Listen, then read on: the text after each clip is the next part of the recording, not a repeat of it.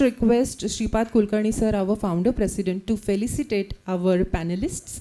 If you can come on the dais.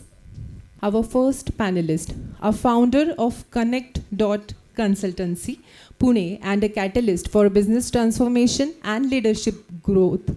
Deepak Tikle sir helps organizations connect technology, people, and purpose. With a passion for innovation, he mentors leaders to drive impactful change and unlock their true potential.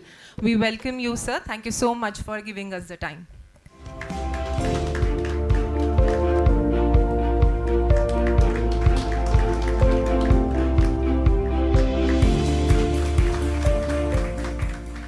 Our next panelist is Dr. Ravindra Udgikar.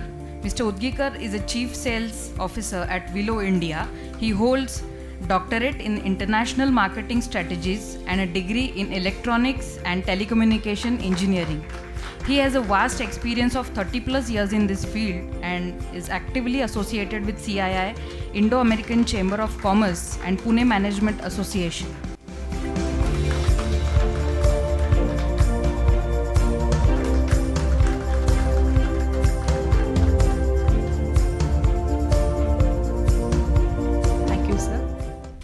Now the third panelist, Pushkar Gokhale sir, a dynamic leader with over 2 decades in global security, technologies and business strategy. Mr. Pushkar Gokhale drives innovation and market excellence across industries. His visionary approach combines the strategic forecast, ethical leadership and customer-centric growth, shaping the future of secure and smart enterprise. Welcome, sir.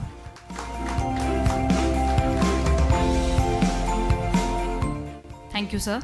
Our fourth panelist is Dr. Sanjay Patwardhan. Mr. Patwardhan is Head of Data Insights COE at Sybase. He holds a PhD in computer science with decades of experience and has led high-impact projects for several Fortune 500 companies. He is passionate about AI, ML, and big data and mentors young professionals to build future-ready digital talent.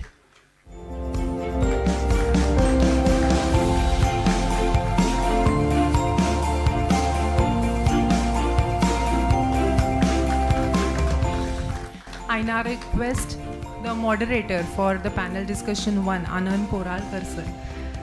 A strategic innovator and academic visionary himself, Anand Koralkar sir brings 20+ years of expertise in digital transformation, management and future skills. As a founder of Opine Group, he is empowering academia and industry to co-create India's digital tomorrow. Thank you thank you and welcome to sir.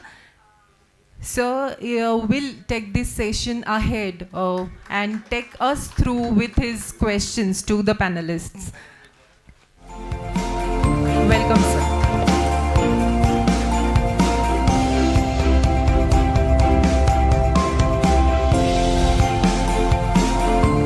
Yes. माझ्यासाठी पुढे बोलण्यासाठी बंद मी काहीच ह्याच्या पुढे बोलू शकत नाही. Over to directly to you sir. Pass on फक्त माइक्स प्लीज करू शकाल. जबरदस्त कार्यक्रमाला सुरुवात झालेली आहे आणि पुढे अशाच गप्पा रंगणार आहेत. तर सगळेजण आज पॅनल डिस्कशन इथं होत आहे. सगळ्यांची ओळख करून दिलेलीच आहे, त्यामुळे त्यात मी जास्ती वेळ घेत नाही. पण आलेलो आहोत तर जाता जाता काहीतरी शिकू पण येत नाही. नुसत्या गप्पा वगैरे होतील. आता खूप छान एन्थुझियास्टिक वातावरण झालेलं आहे. पण इतके एक्सपर्ट्स माझ्याबरोबर आज आहेत की आपण थोडं त्यांना काही प्रश्न विचारणार आहोत. तुमच्याकडे काही प्रश्न असतील तर तिकडेही येण्याचा आपण प्रयत्न करूयात. वेळ थोडं जास्त झालेला आहे. भूकही कदाचित लागली असेल, बरोबर ना? तर आपण ग्रेट ग्रेट ग्रेट. तर आजचा विषय जो आपल्याला दिलेला आहे त्याच्याबद्दल थोडक्यात तुम्हाला सांगतो. Operational aspects of growth by leveraging IT and AI. या विषयाकडे जे लोक मुख्यतः IT मध्ये कधी फार काम केलेले नाही आहेत असे किती जण आहेत, जरा हात वर करा. Thank you so much. म्हणजे आजचा विषय हा आपण मुख्य IT ओरिएंटेशनसाठी घेणार नाही आहोत, तर बिझनेसेसला IT आणि AIचा उपयोग कसा होईल या दृष्टीने आपण गप्पा मारणार आहोत. तर बिझनेसमध्ये साधारण 2 पार्ट असतात, आज आपण लक्षात घेऊयात. एक ऑपरेशनल पार्ट आहे. म्हणजे आपण ज्या काही दैनंदिन गोष्टी करतो ते सगळ्या ऑपरेशन्स आणि त्याचा आपल्या बिझनेसचं महत्त्व काय आणि त्याच्यामध्ये IT आणि AI हे कसं आता येणार आहे. आणि पुढचं जे पॅनल डिस्कशन आहे ते माझे मित्र डॉक्टर प्रशांत पानसरे घेणार आहेत. त्यांना हाच विषय फक्त स्ट्रॅटेजिक इम्पॉर्टन्स असा दिलेला आहे. मी हे का सांगतोय तर दोन्ही विषय इम्पॉर्टंट आहेत. आम्ही वेगवेगळ्या पद्धतीने कव्हर करायचा प्रयत्न करतोय. एक म्हणजे तुमच्या समोर जर का एखादी कंपनी ट्रायंगल सारखी आणली तर सगळ्यात खालती असते ती ऑपरेशनल लेअर.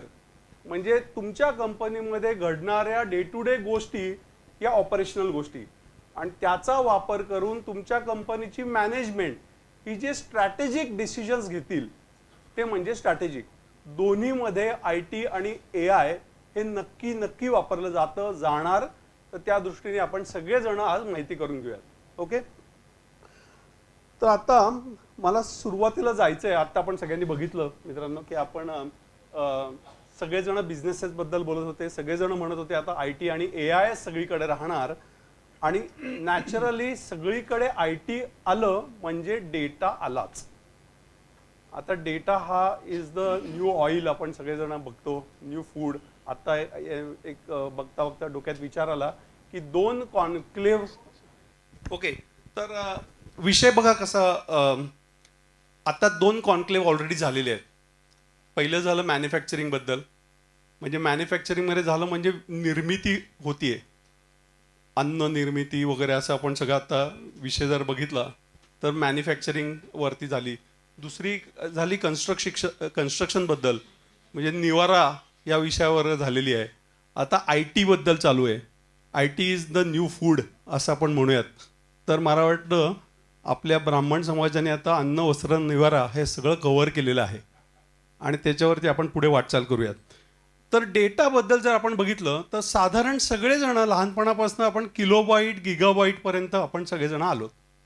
पण आज जर विचार केला तर झीटाबाईट्स अशी एक नवीन कल्पना आलेली आहे. म्हणजे 1 बिलियन गिगाबाईट जर तुम्ही बघितलं तर ते 1000 पीटाबाईट्स होतात. 1 एक्झाबाईट्स त्याच्या पुढे जर आपण बघितलं तर ते 1000 एक्झाबाईट्स. त्याच्यानंतर 1000 एक्झाबाईट्स म्हटलं तर 1 झीटाबाईट. आणि असं जर का आपण जगात सगळा डेटा जर आता बघितला तर तो 44 झीटाबाईट्स एवढा डेटा ऑलरेडी आलेला आहे. जस्ट विषयाची सुरुवात करून देतोय.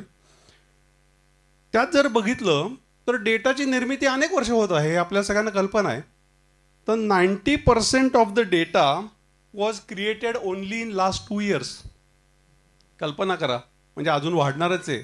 पण 90% डेटा हा आत्ताच्या आत्ता आपण बघता बघता 2 वर्षात तयार झालेला आहे. आणि 50 टाइम्स डेटाची ग्रोथ झालेली आहे 2010 to 2020. म्हणजे किती महत्त्व आहे.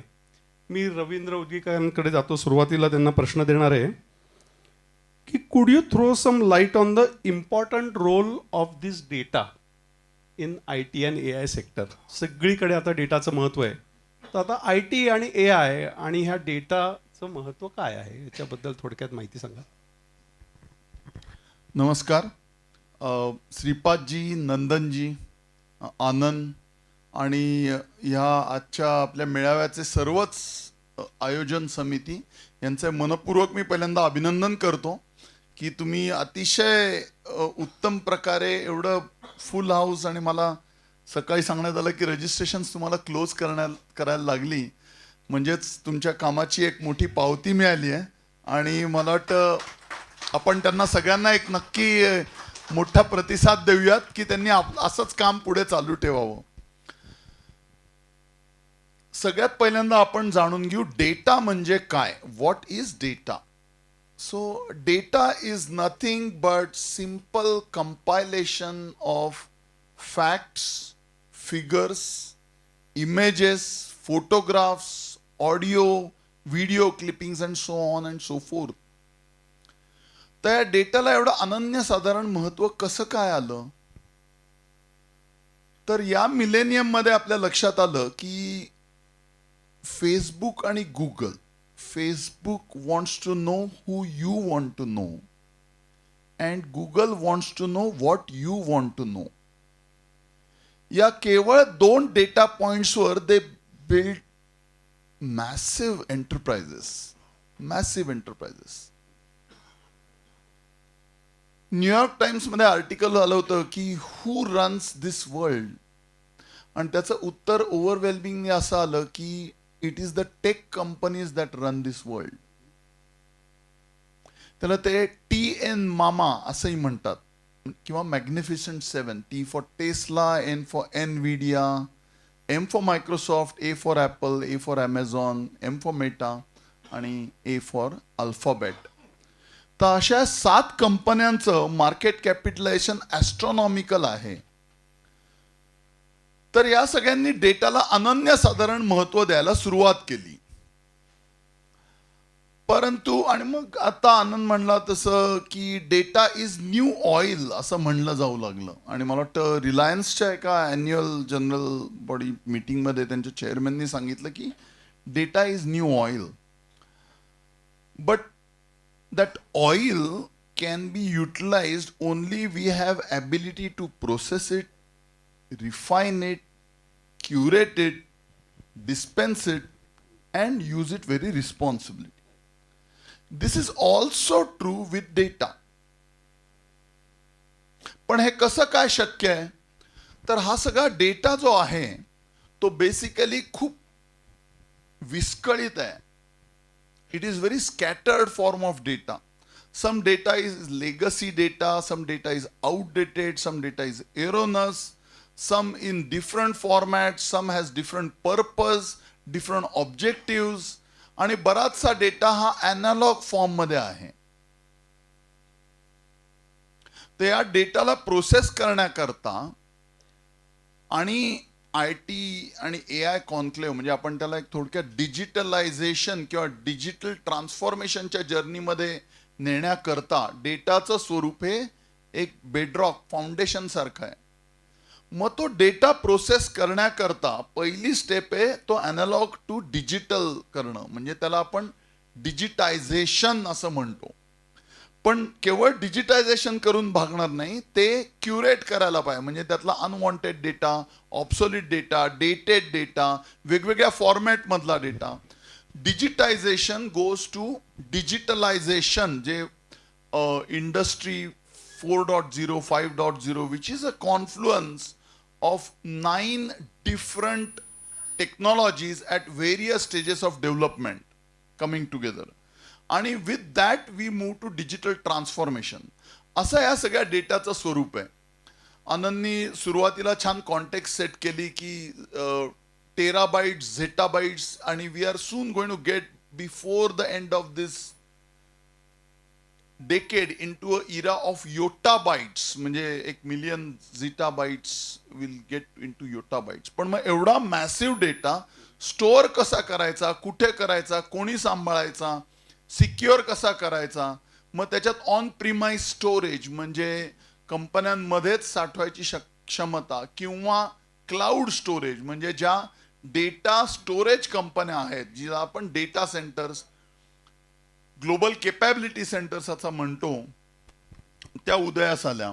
आणि हे सगळा विषय अतिशय मोठा आहे, पण सुरुवातीला एवढं सांगणं जरुरी आहे की डेटा जनरेट करणं, तो युनिफॉर्म करून क्युरेट करणं, तरच तो प्रोसेसिंग वर्दी होतो. आणि तो सिक्युअर ठेवणं, त्याच्यावर हॅकिंग, फिशिंग, वेगवेगळे सायबर अटॅक्स, तर ह्या सगळ्या गोष्टी हे एक वेगळं सायन्स आहे. त्यामुळे data definitely is new oil as long as we have ability to refine it, process it, cure it, avoid contamination of data, and probably harness the technology elements to be able to drive data analytics, ज्याला आपण big data पण म्हणतो. मोठा विषय, पण I think since data is fundamental to the whole digitalisation, digital transformation, I thought it was important to set a context. Thank you so much. आपण पुढे जाणार आहोत, पण हळूहळू तुम्हाला हे लक्षात आलं असेल की आपण जे काही आज AI आणि ज्या कॉन्टेक्स्टमध्ये आपण IT, इन्फॉर्मेशन टेक्नॉलॉजी या कॉन्टेक्स्टमध्ये बोलतोय, त्याच्यामध्ये ऑपरेशनल वर्ल्डमध्ये डेटा हा फक्त वाढतच जाणार आहे. तेच अल्टिमेट सत्य आहे. मग हा डेटा आता वाढतोय कुठे, त्याच्याकडे लक्षात आलं तर SME सेक्टर हे आपण लक्षात घेतलं पाहिजे. तर स्मॉल अँड मीडियम एंटरप्राइजेस, आपल्याला असं वाटतं की अरे आपण तर SMEमध्ये आहोत आणि जगात एवढ्या मोठ्या मोठ्या कंपन्या आहेत. तर जर माहिती नसेल तर आज बरेच डेटा पॉईंट्स आम्ही सगळेच पॅनलिस्ट गेले 2-3 दिवस रोज संध्याकाळी इथे आज आम्हाला बोलायचे म्हणून अभ्यास करतोय. आणि का तर हे खूप जबाबदारीचं काम आम्हाला दिलेलं आहे संस्थेने, की तुम्ही सगळ्यांनी अभ्यास करा आणि त्याच्यामध्ये आपण सगळेजणच थोडंसं नॉलेज लेवल आपली वाढवूयात. तर हा डेटा येतो कुठून, तर SME सेक्टरकडे. आणि आपल्याला असं वाटतं की आम्ही SMEमध्ये आहोत, आम्ही कुठले मोठे. तर भारतामध्ये 99% of the business comes from SME. हे तुम्हाला आश्चर्य वाटेल. आपल्याला वाटतं की आपली कंपनी छोटी आहे आणि हे भारतामध्ये मी म्हटलं म्हणजे मग कदाचित जगात असं नसेल असं आपल्याला वाटतं, बरोबर.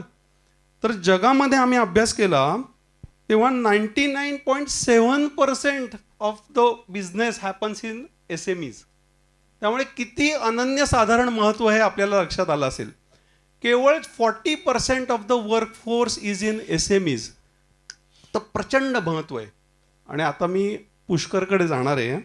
आणि Pushkar, I would like to ask you this, that how is AI transforming this SME landscape? आपण असं विचार करतो की हे सगळ्या मोठ्याच कंपन्या आहेत, पण नेमकं येत्या काही काळामध्ये how is this going to impact the transformation in the SME landscape, त्याच्याबद्दल थोडक्यात माहिती मिळाली. नाही, फारच इंटरेस्टिंग प्रश्न आहे. नमस्कार. ॲक्च्युली आपण आज AI आणि IT या दोन गोष्टींबद्दल बोलणार आहोत. मी गोदरेजमध्ये आहे, तर अर्थात बिग सेटअप, पण आमचे जे वेंडर्स आहेत ते बरेचसे SME त्या क्षेत्रातले आहेत. त्यामुळे मी जे काही तुमच्याशी शेअर करणारे उदाहरणासह मी काही सांगेन तुम्हाला. ट्रान्सफॉर्मेशन म्हणजे आता जर मी इथे if I would have been sitting here pre covid, I think my language would have been very different. But today we are post-COVID, and in that entire last 3-4 years, the kind of leapfrogging which you've done on digital has changed the entire industry, I would say. Not just large scale, but also the MSME, SMEs, everybody is a part of that. एक example देतो मी तुम्हाला. तुम्ही सगळ्यांनी chatbots किंवा आता हे जे आपले ॲप्लिकेशन्स आहेत किंवा हे एजंट AI जे आहेत, म्हणजे for example ChatGPT, I think that is one of the most common.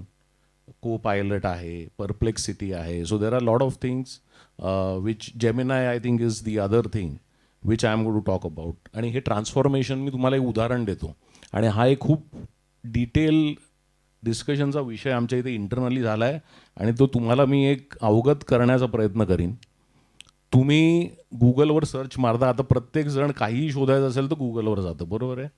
आपण काहीही सर्च मारला, आधी तुम्हाला काय यायचं, काही एक ठराविक 1 वर्ष 2 वर्षापूर्वी, if you put up a search at that time use to get some websites, correct, links to some websites.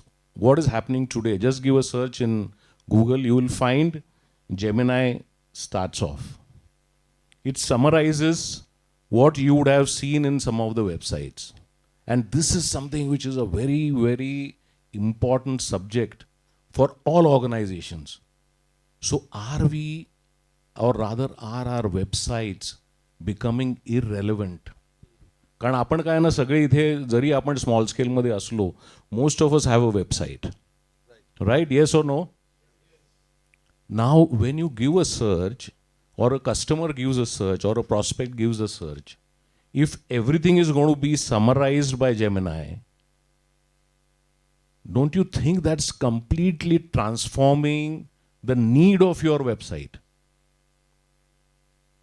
Then what do we do? And I think that is something which we need to keep asking ourselves. So when I look at this entire digital transformation, digital leapfrogging, जे काही changes होत आहेत, म्हणजे काही गोष्टींना 3 वर्ष लागली, नंतर मग 2, 1, next 6 months probably you will see a lot of changes because the change is happening very rapidly. So I don't see that MSME or SME will be left out. The transformation in fact will be much more faster, and I'll give you a reason for it. See, आपल्याला काय होतं, SME म्हणा, MSME मध्ये आपल्याला budgets will always, we don't have unlimited resources. I mean, nor do the big companies have that. But the challenge is always there on the budget. what AI is going to do is going to bring down your costs drastically. And it's going to make your workings, your operations much more efficient. Automation is going to be much cheaper. Adi apan म्हणायचो ते, see, there was a term called RPA, right? Robotics Process Automation. That used to cost a bomb. Today, actually, you can create a RPA, you can automate your processes much more simply and at a very low cost using all these AI tools. So that is the other change which is going to benefit the SME. सगळ्या cost कमी होणार आहे, automation होणार आहे, and this is going to touch all functions, all departments of your organisation. So this is what I feel is thanks Pushkar. I think you have set the right context now. कारण आता डेटाचं महत्त्व आपण आत्ताच रवींद्रनी सांगितलं आपल्याला, आणि SMEsकडे तर आता हे सगळं येणारच, आणि नवे SMEच ह्या सगळ्यात खूप मोठा एक सेगमेंट आहे, हे आपण लक्षात घेतलं पाहिजे, आणि ज्या पद्धतीने सगळीकडे डेटा येणार आहे. पण आता मी स्वतः सोल्युशन डिलिव्हरीमध्ये सुद्धा आहे आणि एज्युकेशन सेक्टरमध्ये आहे. अनेक लोक, विशेषतः लॅटरल्स म्हणजे काय, की जे शाळेमध्ये आणि किंवा कॉलेजमध्ये शिकतायत असं नाही, तर अनेक लोक सध्या त्यांचे 15, 20, 25, 30 वर्ष एक्सपिरियन्स झाल्यानंतर ह्या फील्डमध्ये स्वतः शिकायला येतात. मग हे SMEमध्ये ऑलरेडी नोकरी करणाऱ्या लोकांनी हे सगळं कसं शिकायचं? डायरेक्ट कुठले तरी एवढं बजेट खूप अवघड आहे तयार करणं, तर हे कसं काय साध्य होईल? तर मी दिलीपला आता रिक्वेस्ट करणार आहे की what is your understanding of this word POC. आम्ही त्याला प्रूफ ऑफ कॉन्सेप्ट असं म्हणून काही जणांनी ऐकलं इथे, आणि ते ह्या सगळ्या कॉन्टेक्स्टमध्ये महत्त्वाचं आहे का, किंवा त्यातनं काय पद्धतीने आपल्याला पुढे जाता येऊ शकेल? Good morning all. मी 40 वर्ष टेक्नॉलॉजी ट्रान्झिशनमध्ये आहे, आणि मी पहिल्या तुम्हाला सुरुवातीला असं सांगू शकतो की you are at the best time of entrepreneurship. There is no better time of entrepreneurship than today. प्रत्येक टेक्नॉलॉजी जेव्हा येते जन्माला, तेव्हा एक प्रकारचं डिस्ट्रक्शन सुरू होतं. काही गोष्टी संपतात, आणि प्रत्येक वेळी काही दिलीप कुमारसारखा नया दौर चित्रपट करता येणार नाही. त्यामुळे आणि करायची गरज पण नाही आहे. टेक्नॉलॉजी आली तर तो ॲडॉप्ट केली पाहिजे, आणि आपण त्याच्यावर लिव्हरेज करून ग्रो बिझनेस केला पाहिजे. आपला जो आजची थीम आहे की नुसता बिझनेस मॅनेज तर होईलच होईल, तो सोपा तर होईल, पण तो ग्रो करता आला पाहिजे. आणि त्यासाठी मी 2 मिनिटात ही त्रिसूत्री आपल्याला सांगणार आहे. पहिला मुद्दा असा आहे की आपण स्वतः समजावून घेतलं पाहिजे प्रत्येक बिझनेसमध्ये काय बदल होत आहेत ते आपण जाणून घेतले पाहिजे. त्यासाठी आपल्याला त्यातलं तज्ज्ञ होण्याची गरज नाही. आपण निदान जाणून घेतलं एखाद्या वर्कशॉपच्या माध्यमातून, एखाद्या छोट्या व्हिडिओच्या माध्यमातून, की हे टूल करतं काय, ते माझ्या बिझनेसमध्ये कुठे उपयोगी पडेल, कुठे मी माझा वेळ वाचवू शकेन, कुठे क्वालिटी इम्प्रूव्ह करू शकेल, कुठे माझं प्रोडक्शन प्लॅनिंग चांगलं करू शकेन, कुठे पूर्वी आपण एक आत्ता जसं RPAचं उदाहरण झालं तसं पूर्वी एक उदाहरण फेमस होतं की लोक प्रोसेस रिइंजिनिअरिंग करायचे. पण आता प्रोसेस रिइंजिनिअरिंगचे दिवस गेले, आता प्रोसेस रिइन्व्हेन्शनचे दिवस आलेत. ते रिइंजिनिअरिंग करण्याच्यासाठी सुद्धा राहिलेले नाहीत. या प्रोसेसेस पूर्णपणे म्हणजे ज्याला आम्ही डिजिटल थिंकर म्हणतो, म्हणजे तो विचारच डिजिटली करतो. आपण बरेच जण जुन्या माइंडसेटमधले असतात, ते विचार ॲनालॉगमध्ये करतात आणि मग कन्व्हर्जन करतात आणि मग त्याचं ऑटोमेशन करतात. काही लोक आता जे आहेत, आता उदाहरणार्थ नवीन बँकिंग सेक्टर घ्या, इथं त्या पूर्वीच्या लाल स्लिप, निळ्या स्लिप, लोनच्या स्लिप, अमुक असं काही नाही आहे, आणि ते डिजिटायझेशन होताना त्यातलं काही वापरलं गेलं नाही. पूर्वीची विमानं, त्याची तिकीटं आणि आत्ताची विमानं, तिकडे जमीन आसमानाचा फरक आहे. त्यांचा एकमेकांशी काही संबंध नाही आहे. पूर्वी 4-4 पीस होते, मध्ये कार्बन होता, आता एक QR कोड येतो आणि प्रश्न मिटला आहे. याला आपण रिइन्व्हेन्शन म्हणतो. पण रिइन्व्हेन्शन एक्सपोजर शिवाय मिळत नाही. रिइन्व्हेन्शन करण्यासाठी आधी एक्सपोजर करायला लागेल, आणि हे तुमच्या लेवलला करायला लागेल. एक्सपोजर आउटसोर्स करता येणार नाही, कारण तुम्ही बिझनेस ओनर आहात. तुम्हाला लक्षात आलं पाहिजे की ह्या टूल्सचा माझ्या धंद्यामध्ये कुठे वापर करता येईल. आणि एक पाऊल पुढे जाऊन मी असं म्हणतोय, माझ्या धंद्यात वापर हा पहिला मुद्दा आहे, पण दुसरा मुद्दा, यातनं मला काही नवीन धंदे सुरू करता येतील का, असा विचार करण्याची गरज आहे. It's a high time that the people expect you to use this tool.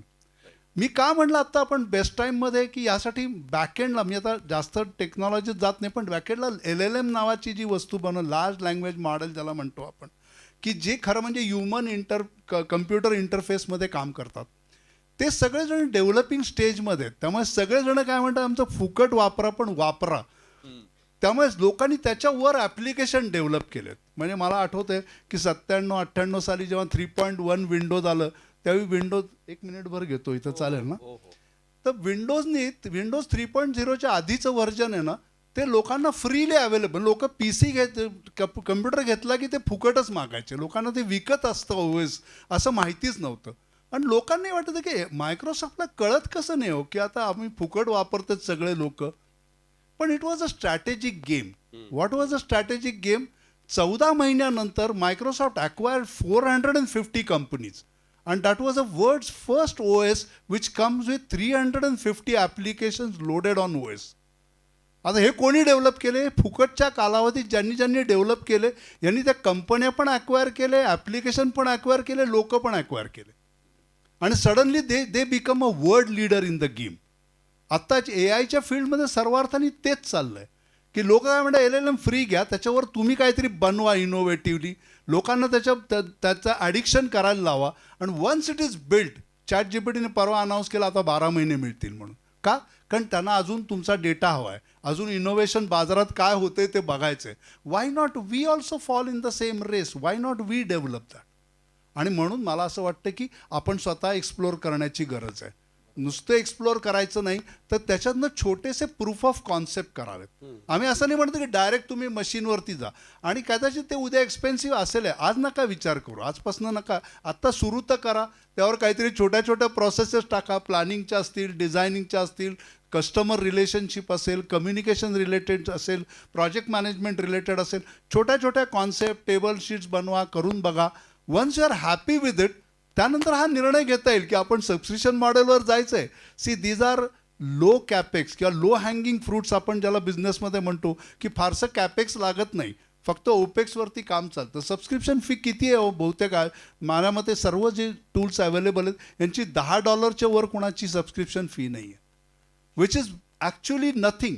पण आपण प्रयत्न नाही केला. आत्ता तर फ्री आहे, वापरून बघावं, जे आवडतील आपल्याला उपयोगी पडतील त्याला आपण प्रूफ ऑफ कॉन्सेप्ट असं म्हणतोय ती करावी. आणि once we stabilise then we take a further call whether we want to go. एकच मुद्दा फक्त ऍड करतो आणि आय हँड ओव्हर की LLM मध्ये काय आहे की LLM नावाची जी संकल्पना आहे ते वेगळे देश बनवतात. जसं अमेरिका बनवतं, चायनीज बनवतात, आपण पण आपल्या देशाने पण बनवायला घेतलंय ज्याला आपण ओपन नेशन म्हणतो. की ह्याला ट्रेन करायला एक वेळ लागतो कारण त्याला तो डेटा यायला पाहिजे, रिलायबल डेटा त्या देशातला यायला पाहिजे, त्याला येऊन त्याचं ट्रेनिंग होऊन तो पूर्णपणे सक्षम होण्यासाठी खूप वेळ लागतो. आता जगात 2 रेस आहेत, एक LLMची रेस आहे आणि दुसऱ्या बाजूला ब्राउझर्सची रेस आहे. मगाशी उल्लेख झाला की ब्राउझरची रेस काय आहे? ब्राउझर म्हणतो अरे तू तर डोकं नको चालव, तुझं सर्च त्यातनं काय शोधायचं, त्यात तू काय बघणार आहे, तुला काय हवं आहे, तुला आत्ता उपयोगाचं काय, तू राहतो तिथे काय उपयोग, हे सगळं मीच करणार आहे, तू काही काळजी करू नको. He does everything for that and so that's a bigger race. आता कालच Microsoft has announce Cosmos. So they are everybody, म्हणजे अबॅकस नावाचं एक ब्राउझर आहे. सो दे आर सिंगिंग त्याच्यात LLM, AI agent, deep agent, म्हणजे तो तुमच्या बिझनेसला उद्या कुठला रिसर्च लागणार आहे हे सुद्धा आयडेंटिफाय करून तो रिसर्च करून तुम्हाला सुचवतोय की हे बघ हा एक पर्याय आहे बरं का. नक्कीच या लेवलला आपण जात असल्यामुळे आणि LLM मध्ये काय प्रत्येक देश आपली संस्कृती त्यात घालतो. चायनीज जर डीपसीक वरती आपण टाकलं की अरुणाचल, तर तो म्हणतो मला हे माझ्या स्कोपच्या बाहेर आहे. का? तर त्याला अरुणाचलबद्दल बोलायचं नाही म्हणून. तर ते तुमचा DNA बदलतील, सोशल DNA बदलतील. आणि म्हणून आपण याच्यात उतरणं, आपल्या देशासाठी आपल्यासाठी सोयीचे ॲप्लिकेशन बनवणं, आपल्या फायद्याचे बनवणं हे आपल्या दृष्टीने अत्यंत आवश्यक आहे. त्यामुळे याच्याकडे एक सकारात्मक बघितलं पाहिजे असं मला वाटतं. थँक्स दिलीप. आता हा जो मुद्दा सांगितला की आपल्याला ह्याच्यात सगळ्यात पडलं पाहिजे आणि ते कसं होणार? थँक्स. ते कसं होणार तर प्रूफ ऑफ कॉन्सेप्टमुळे. म्हणजे आता इथे सगळे कोणीतरी तज्ज्ञ आले आहेत आणि ते काहीतरी बोलतायत, ते आपापल्या कंपनीत मोठे आहेत, त्यांची कंपनी आहे, मग मी काय करणार बाबा SME मध्ये, असा विचार करायचे दिवस गेले. तर प्रूफ ऑफ कॉन्सेप्ट म्हणजे काय? त्यांनी सांगितलं ऑलमोस्ट फ्री अनेक गोष्टी तुम्हाला करता येऊ शकतात. म्हणजे हे जे आता आपल्याला रवींद्र सांगितलं किंवा पुष्करनी सांगितलं, हा सगळा जो विषय आहे हा वाढतच जाणार आहे. आता मी मागे का राहणार, तर आपल्याला प्रूफ ऑफ कॉन्सेप्ट करायची गरज आहे. आणि याच्यासाठी खूप छान छान टूल आलेत. मी आता खूप खरं तर बोलायची इच्छा आहे, पण इथे नंतरचं सत्र तुम्ही नक्की अटेंड करा, कारण का डॉक्टर प्रशांत पानसर यांनी स्वतः भारतामध्ये अख्खाच्या अख्खा स्टॅक तयार केलेला आहे. तो आपल्याला आपल्या या प्रूफ ऑफ कॉन्सेप्टसाठी वापरता येणार आहे. पण सायबेज सारख्या मोठ्या मोठ्या कंपन्या काय काय करतायत ह्याच्यामध्ये, तर आपण जर बघितलं तर गार्टनर नावाची एक रिसर्च फर्म आहे आणि त्यांनी असं प्रेडिक्ट केलेलं आहे की 2025 मध्ये over 50% of manufacturing companies will have integrated AI in their QC process. आईचंच ओरिजिन आहे ते, म्हणजे इट इज आई इज उत्पत्ती. सो तुमची सगळ्याची उत्पत्ती इथूनच होणार आहे आणि त्याच्यासाठीच या गोष्टी आपल्याला समजणं महत्त्वाचं आहे. आणि मी थोडंसं मागे जातो आणि जसं रवींद्र सरांनी सांगितलं की डेटाचं जे पॉईंट होतं, सो डेटापासून आपण थोडंसं पुढे येऊ. सो डेटामध्ये म्हणजे मी जे टर्म सांगतो की मी तर सांगतो की other than God I believe in data. बाकी कोणावरती विश्वास ठेवू शकत नाही आणि कोणी ठेवणारही नाही. जर तुम्हाला कोणी सांगितलं की हे तुमच्या गोष्टी आहेत, तुमच्या कागदावरती या लिहिलेल्या गोष्टी आहेत, तरच तुम्ही त्याला विश्वास ठेवाल आणि that is what data is. आता हा डेटा जो आहे हा जनरेट कोण करतं, त्यांनी मगाशी सांगितलं की आपणच करतो. आता इथे सगळ्यांचे मोबाईल सेट्स चालू आहेत आणि तुमचा डेटा सगळीकडे जातो आहे. मी कुठेतरी बसून मॉनिटर करू शकतो की तुम्ही 2 तास या ठिकाणी बसलेले आहात आणि एकाच ठिकाणी आहात. तुम्ही कुठली लोकेशन आहे, लॅटलॉंग लोकेशन, अगदी प्रेसिडेंट हॉटेलच्या खुर्चीपर्यंत मी पोहोचू शकतो, एवढी कॅपेबिलिटी सध्या आहे.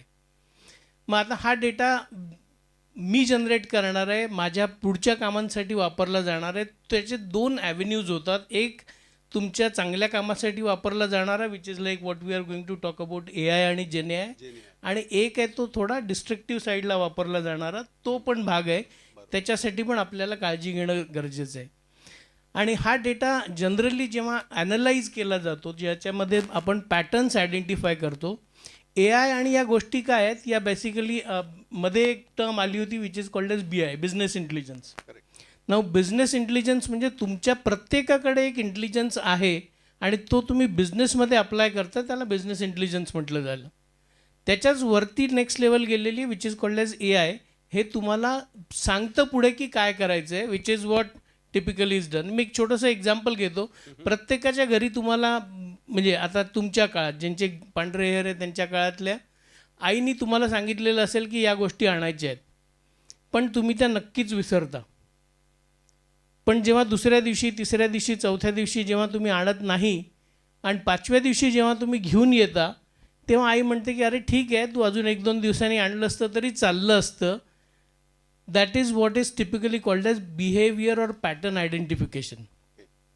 आईला तुमचं पॅटर्न माहिती आहे, आईला तुमचं बिहेवियर माहिती आहे की हा माणूस 4 दिवसाच्या रिमेंबरन्स किंवा आठवणी देऊन आणणार नाही आहे. आणि हीच गोष्ट तुमच्या डेटावरनं अप्लिकेशन्स करतात. मगाशी जसं सांगितलं की तुम्ही एक गोष्ट सर्च केली गुगलमध्ये, तर आता गुगल तुम्हाला वेबसाईट दाखवतच नाही. गुगल तुम्हाला दाखवतं की do you want to travel to particular location, हे तिकिटाची एजन्सी आहे आणि हा तिकिटाचा रेट आहे आणि हा तिकिटाचा पर्टिक्युलर फ्लाईटचा टायमिंग आहे.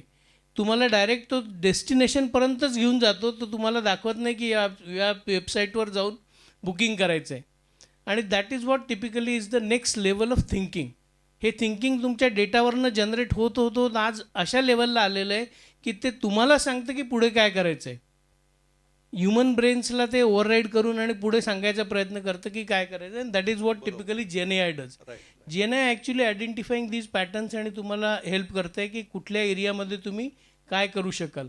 याच्यामध्ये एजंटिक AI अजून एक नवीन टर्म आलेली, ज्याच्यामध्ये मल्टिपल एजंट्स लिहिले जातात which works on various levels.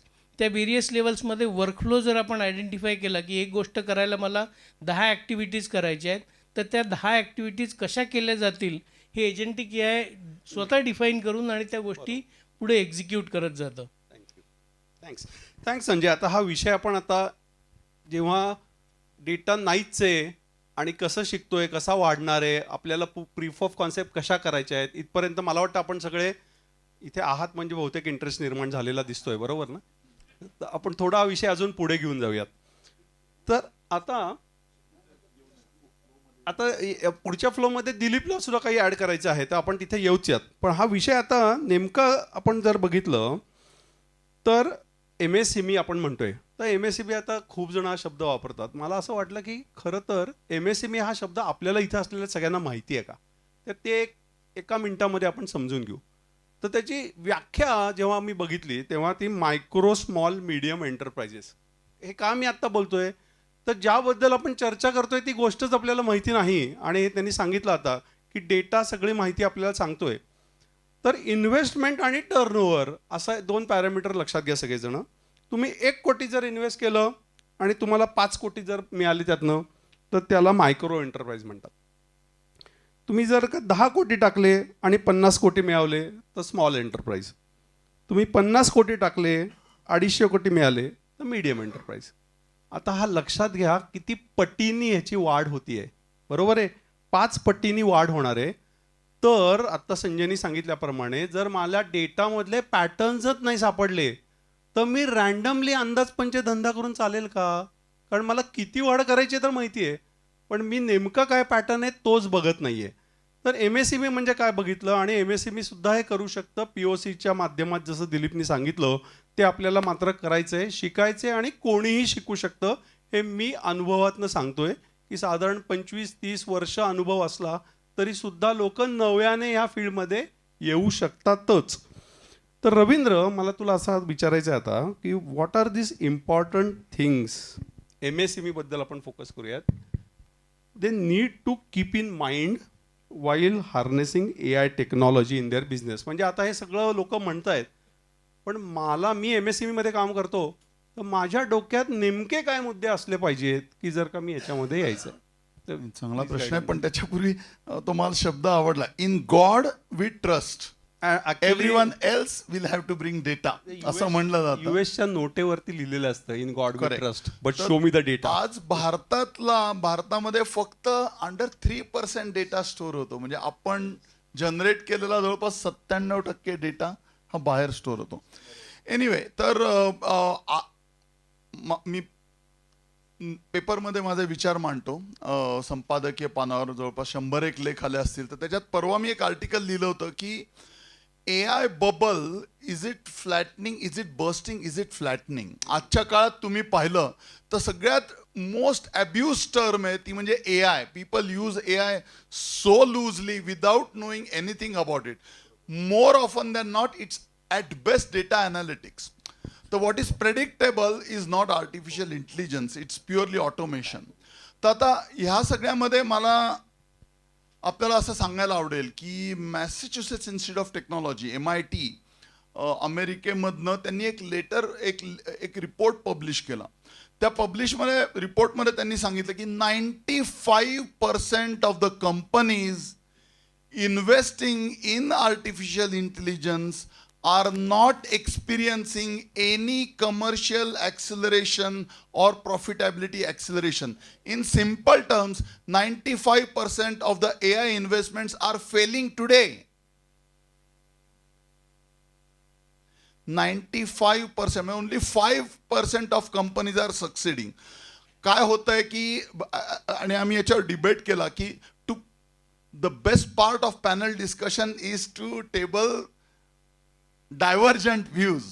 तर आज जे AIचं एक मोठं हाईप तयार झालेलं आहे. Almost every day, every newspaper, every page, everybody talks about massive investments. We have to be mindful, specially with MSME, what path are we following. 2-3 गोष्टी त्यांनी त्याच्यात दिला. Why are these 95% of the companies failing. First, there is a massive cost of data, which is in the form of data storage, data security. Data centers are energy guzzlers. They require massive water for cooling purpose. AI is absolutely, we are seeing tip of the iceberg, which means it is an evolving landscape, which means to be able to keep up with that rapid pace of technology, you need absolutely the best talent to stay ahead in the game, which means you are spending big dollars on people. Skills. You have to invest massively on the IT hardware, infrastructure, software upgradation, people upgradation. All this is big boys game.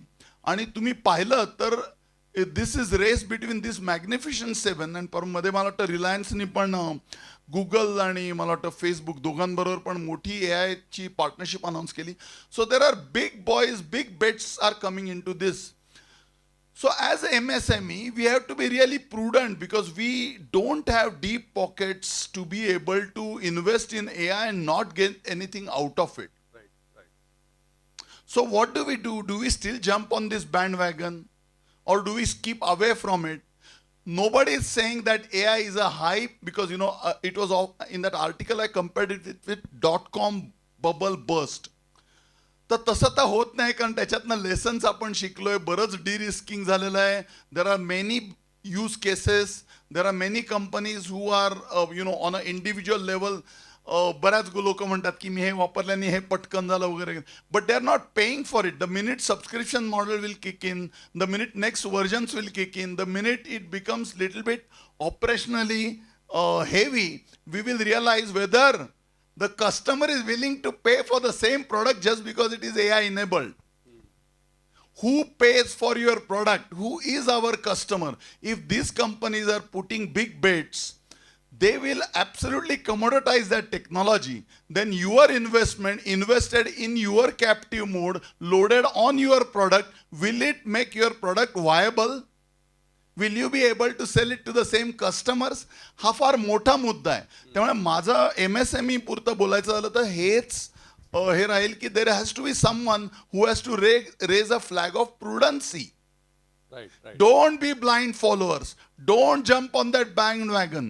Many of the people, and including I work for a multinational at a senior level, and many companies are still struggling. How can they harness AI into their offerings without increasing the product cost, making it more efficient? And this is a transformation. I think next पॅनलमध्ये doctor Pansare सांगतीलच याच्याबद्दल. पण मला हेच advice करायला आपल्याला आवडेल की आपण POC वगैरे ठीक आहे, पण when you want to go on rapid commercialisation, we don't have that time, right? Companies have bench to flask to pilot to commercial demo to this, all that product development cycle they can afford. Can we afford? We don't have that holding power.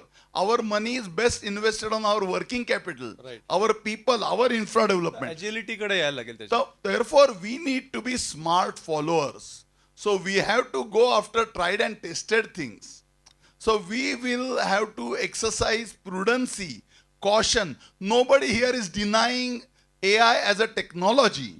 Nobody is denying potential wonders that it will be able to do. But the reality of life today is, if you invest in AI, there is and then another thing which I think we should have talked about data is AI is absolutely dependent on data. The cost of data is another reason why AI companies are failing, because the data available in public domain is far from accurate. It's error prone. With that data, AI will give you wrong results, which means you need a curated data which is accurate, which is not available in public domain. You have to procure that data.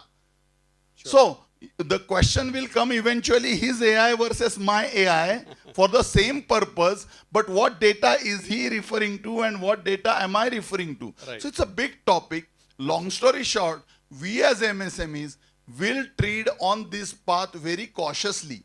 We will go after tried, tested measures. I would strongly urge smart follower is the best strategy in this regard. Great.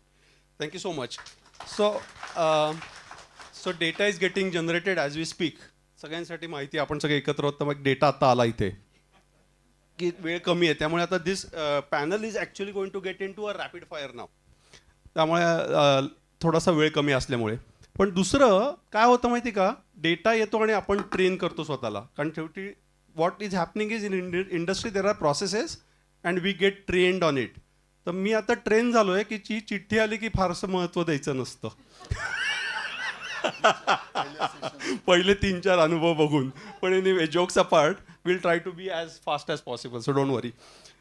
तर आता पुढे जर आपण गेलो तर formal स्किलबद्दल, ट्रेनिंगबद्दल आता आपण बघितलं. एक अजून एक काही डेटा पॉईंट्स तुमच्यासमोर आणायची इच्छा आहे की इंडियामध्ये 2.3% significantly it is lower. 2%, 2.3% effort फक्त घेतलं जातं स्किल ट्रेनिंगवर, which is significantly lower than the other countries. आपण आता हे मानलं की आपण काही कमी नाही आहोत, 99% आपल्याकडे आहेत, बाकीच्यांकडे 99.7% SMEs आहेत. आपण खर्च किती करतो? 2.3%. UK किती करतात? 68%, Germany 75%, USA 52%, Japan 80%, south Korea 96%. मग आपण जर का त्या स्पेसमध्ये असू तर आपण आपल्याला अपग्रेड करायला इतकं कमी महत्त्व का देतो, याच्यावर आपल्याला विचार करायला पाहिजे. आणि हे सगळं डेटा स्पीक्स. तुम्ही सांगितलं तसं in God we trust but show me the data. त्यामुळे आपल्याला ह्याच्यावर विचार करायची खूप गरज आहे आणि लकीली आज खूप इथं मान्यवर आहेत. इथनं आपण थोडं पुढे जाऊयात आणि आता मी जसं म्हटलं तसं थोडं रॅपिड फायर राऊंडमध्ये जाऊ, कारण कदाचित काही प्रश्न घेता आले तर.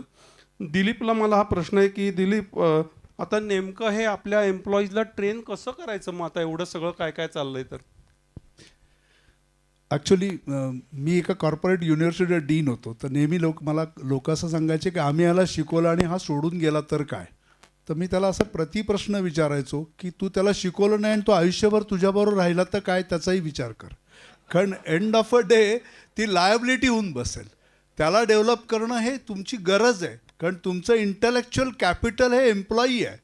त्यामुळे त्याला वारंवार ट्रेन करायला पाहिजे. आणि त्यासाठी सध्याचं बेस्ट मॉडेल म्हणजे ब्लेंडेड डिलिव्हरी मॉडेल आहे. ब्लेंडेड डिलिव्हरी मॉडेल शब्द जरी भारी वाटत असला तरी सोपा आहे. विविध माध्यमातनं काही एक्सपिरियन्शियल ट्रेनिंग आहे, काही सेल्फ लर्निंग मॉडेलमधलं आहे, काही क्लासमधलं आहे, काही कोलॅबरेटिव्ह ट्रेनिंग आहे. या माध्यमातून ते लवकर शिकतात, त्यांच्या सोयीनुसार शिकतात. त्यांना आणि शिकणं ही त्यांच्या आयुष्यातली आता प्रायोरिटी आहे. See it's a do or die situation. फक्त आपण जर ती संधीच उपलब्ध करून दिले नाही तर आपण दोन्ही दरवाजे बंद करू, विच इज नॉट राईट.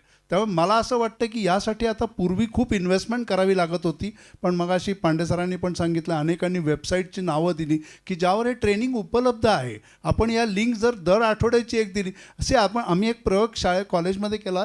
मी एकच मिनिटात संपवतो की त्यांना आम्ही विचारलं की आम्हाला सगळ्यांनी मिळून, सगळ्या वर्गांनी मिळून 20 अभ्यासाच्या वेबसाईट सांगा. आणि मी तुम्हाला सांगतो की 120 मुलं 20 साईट सांगू शकले नाहीत. पण ह्याला मी त्यांना दोषी नाही मानत, ह्याला मी दोषी मानतो, कारण आम्ही दर आठवड्याला त्यांना एक वेबसाईट का नाही सांगितली. पण वेबसाईट किंवा लर्निंग मटेरियल कुठे मिळतं हे सांगण्याचे त्यांना फक्त सर्च इंजिन माहिती आहे, न्यूज आयटम माहिती आहे, एंटरटेनमेंट चॅनल माहिती आहेत. मला असं वाटतं की आपली गरज आहे आपल्या एम्प्लॉईला आपण आपल्या बिझनेसशी रिलेटेड प्रॉडक्ट्स म्हणा किंवा साईट्स म्हणा, व्हिडिओज म्हणा, लर्निंग मटेरियल म्हणा, हे वेगळ्या वेगळ्या माध्यमातून त्यांच्यापर्यंत पोचवलं पाहिजे. हे जर पोचवलं तर लवकरात लवकर आपण हा बदल घडवू शकतो आणि तो सुखावह होईल, म्हणजे लोक पण तो घेतील. बरोबर, नक्कीच. दिलीप सांगितल्याप्रमाणे अनेक माध्यमांचा आता आपल्याला उपयोग करून घेतला पाहिजे, कारण ही काळाची गरज आहे. आता एकीकडे आपण सगळे भारावून जाणार आहोत आणि भरपूर AI बद्दल आपण शिकणार आहोत. आणि मी पुष्करला आता असं विचारतोय, पुष्कर शिकायचं तर आहे, पण हे सगळं चालू असताना SME आता शिकणार आणि खूप ॲक्टिव्ह होणार, पण आर देअर एनी प्रिकॉशन्स की बाबा हे सगळं करताना मात्र हे करू नका, असा काही तज्ज्ञ सल्ला तू देऊ शकशील? नक्कीच. पण त्याच्या आधी एकच फक्त गोष्ट मी तुम्हाला करायला सांगतोय. काही जणांनी केली असेल, पण majority of them don't use AI as the real AI tool. Most of them use it as a Google search engine. त्यामुळे एकच फक्त तुम्ही करा. म्हणजे आता तुम्ही म्हणाल की आता at least you going back, what can I really do on AI? There are multiple AI engines. You have Copilot, you have Gemini, you have ChatGPT. Just do one thing. There is a pro package and it's not costly. It's $19.50 per month. You can cancel it if you don't find it suitable. मी काही इथे जाहिरात नाही करत आहे त्याची, पण this is what I have personally done for my business. And I'm going to tell you that. Use AI engine in the right way through the prompts. आणि मी तुम्हाला एकच प्रॉम्प्ट सांगतो, जो तुम्ही जर केलात तर you can actually transform your entire business. And this is what AI only is going to tell you. But for that, you need to use one of those pro models, pro engines. Go there, put up this thing saying you are an expert. So you have to actually write there that you are behaving like an expert on AI. The next line will be about you as a company. So you describe yourself saying, I am so and so, and I am, say, into automobile I'm a MSME into automobile component manufacturing. I'm in catering to India, across the globe, whatever. You can just write, this is what is my product. And then as you describe, please describe in detail. And then you ask one simple question, that basically design a generative AI strategy and roadmap for my company. And it will give you a complete, and you can also mention there, since I am a MSME or SME, I don't have solid budgets. I'm always tight on budgets. So give me a low cost option. How can I address low hanging fruits? And it will give you step by step, phase wise approach, which will be crawl, walk, and run. So that will give you a complete framework of what you need to do. Just do this exercise, and there is fun because it will keep, if you don't like it, you can again say, okay, regenerate, generate, and it will keep refining it. And that's fun. And trust me, you can learn a lot only through this one statement. The other thing which you can always do in case you want to do and train or get the desired output, you can actually design the prompt. AI will help you. So you can actually mention there, design a prompt for getting so and so information or for XYZ application. And it will give you that prompt. It will design the prompt. Okay. Please don't use it as a search engine. This will make life much more simpler for you. And then of course there are a lot of use cases you can, jo dikhta hai wo bikta hai. This is the mantra I have always gone by. And I know one of my wife's friend, she operates a good amount of business through WhatsApp status. Leave aside Instagram. I'm just giving an idea. I don't know how many of you do it, but she runs a business through WhatsApp status, that's all. Because she has so many connects and she displays, but how does she make this appealing visuals? Those are through AI. This is what you all can do, and it comes at no cost. Now, 1950 rupees per month is just nothing. The kind of work you can extract. So that's something which you can really go back. Please use it. Don't use it as a search engine. That is my first, word of caution. The second, I think, is more on the data part of it. कारण कुठेही जा, कुठल्याही कंपनीत, कुठल्याही लेवलला data is in silos. कारण हे जे काही तुम्ही देता, म्हणजे आता तुम्हाला catalogues, you can actually ask AI to make quotations for you. You can feed an email to AI and tell the AI engine, please draft a response to this mail. And it will give you a fantastic response. Great. You can make quotations. You can write, please give me a quotation, techno-commercial quote for so-and-so. But then for that, you need to have complete data which it will read from. So you need to have your catalogs in place. You need to have your prices in place. And it will make quotations for you, beautiful quotations for you. Fantastic. Very, very simple things. But for that, data has to be organized. Otherwise, whatever goes in, it's going to amplify and come back to you. So, but this is one word of caution. And of course, data security is the other thing. And last but not the least, please tell your people that if AI is coming, your jobs are not going to get lost. Right. Change management is going to be the mantra. This is what we tell our people. नाही तर सगळ्यात आधी त्यांची भीती ही असते की बाबा आता AI आलं, माझा जॉब गेला. So tell them it is not about job losses, it is about job displacement. So the same people, if they learn, right. Because if you get this done, you will have full support from your teams. So Sanjay, I have a quick one-liner. Sorry, I will just ask Pushkar and then come to you because I needed a detailed explanation. A quick one-liner from you based on this. Do you really think that this is the right time for SMS to enter now? Absolutely. If you not, I think it is. It is. I think if you don't do it now, it's a matter of survival. Thank you so much because you have seen the change and thank you so much for saying that. PricewaterhouseCoopers सगळ्यांनी आपण ऐकलं आहे आणि त्यांचा एक सर्वे होता आणि त्या सर्वेत त्यांनी म्हटलं आहे की फक्त फक्त 16% of consumers are aware about data protection act. म्हणजे आपल्याला माहिती पण नाही आहे की असं डेटा प्रोटेक्शनबद्दल काही भानगड आहे. फक्त 16%. आणि PwC is a global company. या कॉन्टेक्स्टमध्ये संजय, हा तुला प्रश्न आहे की लोक घाबरलेले असतात या सगळ्या प्रकरणाला, की त्या बँकांमध्ये मी बघतो की ते करायचं काय आहे सगळं, कारण का तुम्ही आमच्याकडे या, आम्ही कनेक्टेड नाही राहणार वगैरे वगैरे. तर people are scared. So how can you guide in the context of this cyber security and data privacy, की आता हे सगळं करायचं तर आहे पण भ्यायचं पण नाही, आणि बिंदास आता यांनी तर सांगितलं आता लगेच 1950 सुरू होणार विषय. पण what is the aspect of this cyber security and data privacy? Very good point again. Data security म्हणजे डेटा, जी गोष्ट तुमची आहे त्याबद्दल तुम्हाला नक्कीच थोडासा पॉझिटिव्हनेस असतो, पण हीच गोष्ट डेटाच्या बाबतीत आपण इग्नोरन्स असतो. आज तुमचा डेटा कुठे कुठे आहे हे कोणालाच माहीत नाही. पाचच मिनटं घेतो. हो, त्यांनी सगळ्यांना मिळून 5 दिली आहेत. अच्छा, सगळ्यांना मिळून. ओके. महत्त्वाचा विषय म्हणून थोडंसं सिक्युरिटी पॉईंट ऑफ व्ह्यू, आपण घरालाही 2-2 दारं लावतो. एक जरी दार असलं तरी बाहेरनं एक दार लावतो, त्याच्यावरती 3 कुलपं लावतो.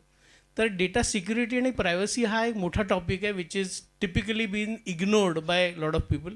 इंडियामध्ये जर आपण बघितलं तर बाहेरच्या देशांमध्ये सिक्युरिटी नॉर्म्स आहेत, त्याचे क्लॉजेस आहेत, कंप्लायन्सेस आहेत. इंडियामध्ये सुद्धा DPDP 2003 पासून इम्प्लिमेंटेड आहे.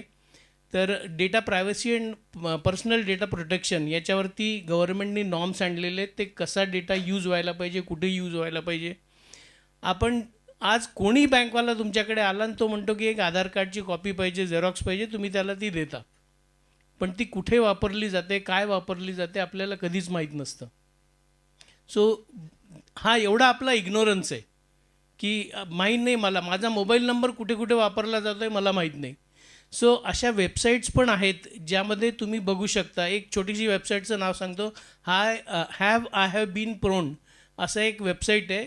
त्याच्यावरती तुम्ही बघू शकता की तुमचा मोबाईल नंबर आणि तुमचं आधार कार्ड कुठे कुठे वापरलं गेलेलं आहे. या जर ते कुठे तुमच्या नॉर्मल याच्यामध्ये नसेल तर तुम्ही ते ॲक्शन घेऊ शकता त्याच्यावरती. तर हा हॅव बीन प्रोन हे तुम्ही जर गुगल केलं तर तुम्हाला सापडेल त्याच्यावरती की कुठे कुठे आपल्या डेटाचा लिकेजेस झालेले आहेत. आणि डेटा लिकेजेसमध्ये खूप गोष्टी आहेत ज्या बऱ्याचशा ठिकाणी हायलाईट झाल्या आहेत. बऱ्याचशा ठिकाणी कालचीच गोष्ट की काल जर कोणी ट्रॅव्हल केलं असेल तर त्यांना माहिती असेल की फ्लाईट्स डिले झालेल्या होत्या. दिल्लीवरनं जर कोणी येणारे असतील तर त्यांच्या 7 तास फ्लाईट डिले झाल्या होत्या because of just communication messages delay. आणि त्याचं रिझन आता I don't want to get in to that, but त्याच्या मागे काही अशी कारणं आहेत जे डेटा सिक्युरिटी आणि प्रायव्हसीशी रिलेटेड आहेत. सो एक हॅकर जर कुठे असेल तर तो तुमचा डेटा, मागे एक कॉन्फरन्स झाली होती त्याच्यामध्ये IT आणि ब्रॉडकास्टिंग मिनिस्टर होते आणि एका हॅकरनी डायसवरती बसून त्यांच्याच फोनवरनं दुसऱ्याला फोन करून दाखवला होता.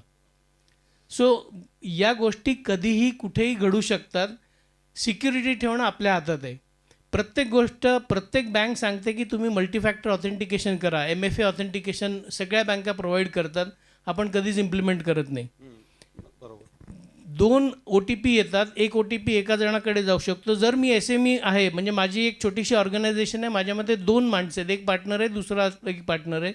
जर एका पार्टनरलाच OTP येणार असेल आणि त्यांनी जर काही फ्रॉड केला किंवा जर तो काही कारणाने हॅक झाला तर सगळा लॉस होऊ शकतो. त्यासाठी दोघांकडे ऑथेंटिकेशन ठेवू शकता. अर्धा OTP त्याला येईल, अर्धा OTP याला येईल. जसं ते टिपिकली जुन्या अमिताभच्या पिक्चरमध्ये असायचं की 10 रुपयाची नोट अर्धी इकडे आणि अर्धी इकडे, तसं जर दोन्ही जॉईन झाल्या तरच तुमचं ट्रान्झॅक्शन होणार आहे, त्याशिवाय तुमचं ट्रान्झॅक्शन होणार नाही.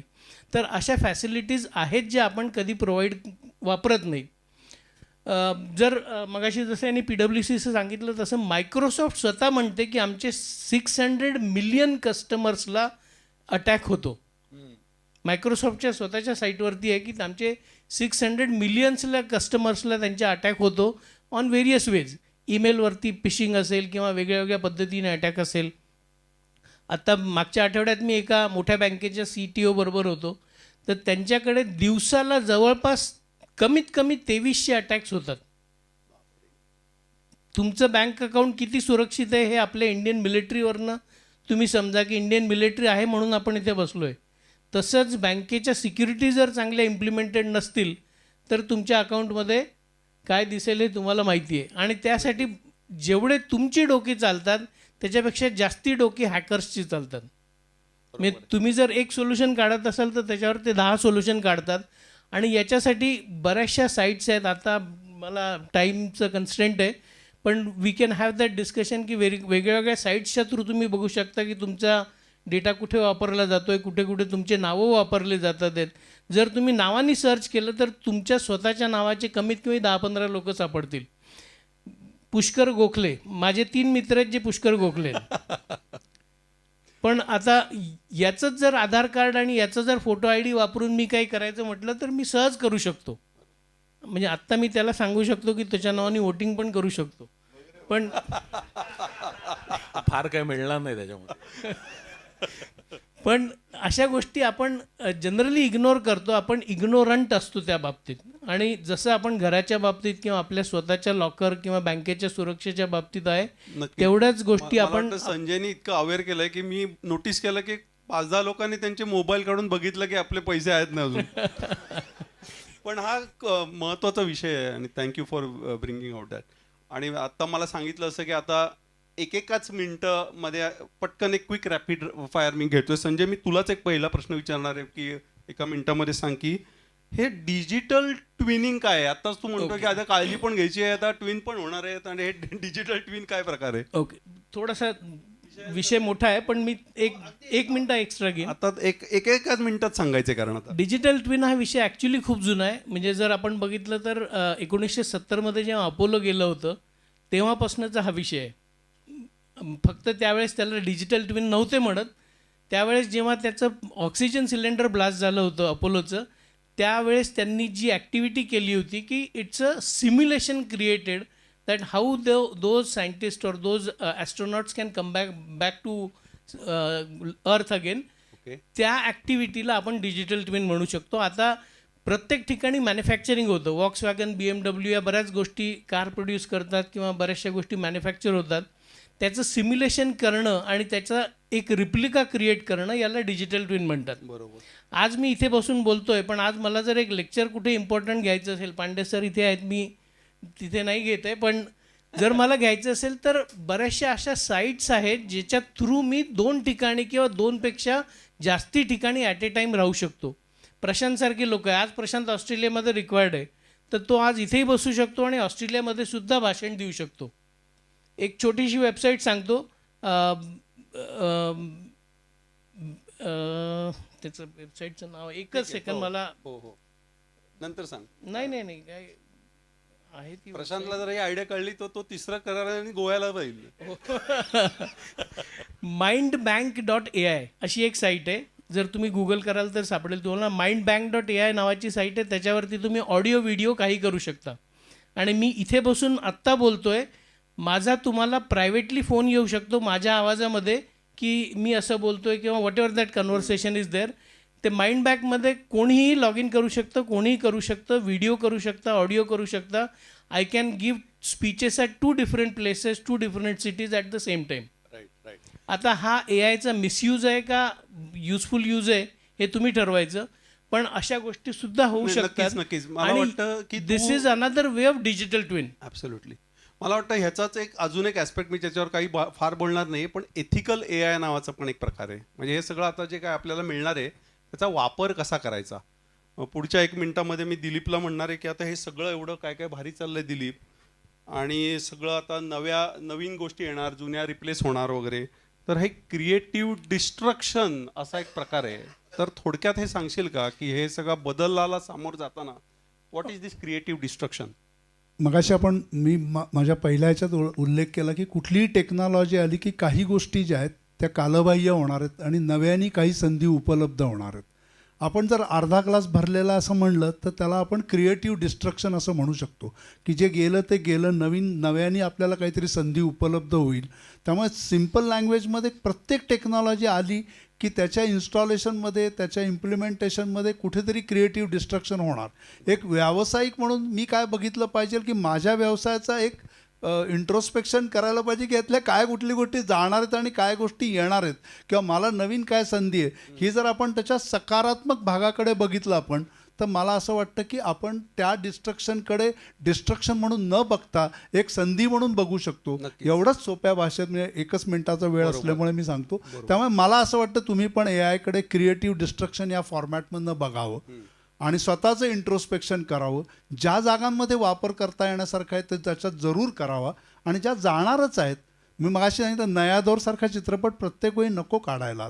आता मी चांगली गाडी चालवतो, गिअर पण छान टाकतो, हाफ क्लच वापर, अरे पण नको न करू. आता ऑटोमॅटिकच गाड्या येणार आहेत, नका त्याच्यात वेळ एनर्जी वाया घालू. So it's a creative destruction आहे. आपण त्याकडे सकारात्मक बघितलं तर मला असं वाटतं की याचा आपण चांगला फायदा करून घेऊ शकतो. नक्कीच. आणि थँक्स दिलीप. एक गुड न्यूज मला मॉडरेटर या सगळ्या ऑर्गनायझरला द्यायचं की मी आता शेवटचा प्रश्न विचारणार आहे. तर शेवटाकडे जाताना मला अजून काही तुम्हाला थोडक्यात एक माहिती सांगायची आहे की हे जे काही सगळं चाललंय हे सस्टेनेबल आहे का खरंच? याचा आपल्याला काय उपयोग होणार आहे? हे कितपत याचा ऱ्हास होणार आहे? याचा एन्व्हायरमेंटवरती काय उपयोग होणार आहे किंवा त्याचा तोटा होणार आहे? तर PwCने असा एक सर्वे केला होता आणि त्यांच्या असं बघण्यात आलं की they can reduce the greenhouse gas. हा मॅन्युफॅक्चरिंग, आता रवींद्रकडे हा ऑब्व्हियसली प्रश्न जाईल की you can reduce the greenhouse gas emissions by 4% by 2030. तुम्ही काय 4% फरक पडतोय, तर खरं तर खूप मोठी गोष्ट असेल, पण मला थोडक्यात, कारण का परत शेवटचा प्रश्न आणि वेळ कमी असल्यामुळे व्हॉट इज, मला तर त्याचं आजच्या कॉन्टेक्स्टमध्ये मी फ्रेम करतो प्रश्न की या AI आणि सस्टेनेबिलिटी याच्यामध्ये नेमकं रिलेशन काय? एक मिनिट आहे, पटापट सांगतो. रिलेशन अतिशय गुंतागुंतीचं आहे. पहिल्यांदा आपण त्याचं निगेटिव्ह पार्ट बघू. Every time we do simple Google search, it's consuming 0.003 watts of energy. Every time we do AI search, it is consuming 0.002 watts, which means 10 times more energy consumption. 0.0003 versus 0.0029 का 28 असं काहीतरी, which means 10 times energy consumption आज वाढतंय. Data centers are massive greenhouse gas emitters. त्यामुळे as of today, AI has tremendous detrimental effect on the environment. There is no doubt about it. Having that said, AI technology has tremendous potential to actually minimize that. How? It will identify energy guzzlers. It will time the energy mix. It will schedule proactively. It will tell you where the failures are coming. It will extend product life cycles. It will automate. I mean, I can go on and on and on. But this remains today a promise. If you take a snapshot today, I think Google even had said that their net zero plans, they have to extend because the consumptions purely on account of data centers are going up. And I think they recently announced the biggest data center in Vizag. And our 70% of energy, electricity generated in KWH is coming from thermal sources, which means it is highly emitting. Although our renewable energy capacity is 50%. So I think the relationship is complicated. Right. One hand, it is absolutely giving positive strokes to climate change. That's a hazards आपण रोज पाहतो. On another hand, its adoption, its implementation has the potential, as you rightly pointed out, to take us on a path of energy efficiency. Thank you so much Ravindra. मला वाटतं की ह्या गप्पा अशाच चालू राहाव्यात अशी सगळ्यांची खूप खूप इच्छा आहे. जाता जाता मला असं सांगायचं की आत्ता आपण जो बघितला हा ऑपरेशनल ॲस्पेक्ट बघितला, पुढे आपल्याला त्याचा स्ट्रॅटेजिक ॲस्पेक्ट, कारण का बरेचसे जण हे आपापल्या बिझनेसमध्ये ओनर आहेत किंवा की बिझनेस रोलमध्ये आहेत, त्याच्याबद्दल आपल्याला बोलायचं आहे. आणि हे सगळं जसं आपण शिकणार आहोत, पुढे जाणार आहोत, आपापल्या बिझनेसमध्ये वापरणार आहोत, स्वार्थामध्ये परमार्थ बघणार आहोत, हे सगळं करणार आहोत. हे सगळं करताना मला असं वाटतं की आपण सगळेजण जे लहानपणापासून ऐकलंय ते सर्वेपी सुखिनः सन्तु सर्वे सन्तु निरामया, हे सगळं करत असताना आपलं मानसिक शांतता आणि हेल्थ ह्याच्याकडेही सुद्धा लक्ष देऊयात आणि पुढे जाऊयात. खूप खूप धन्यवाद.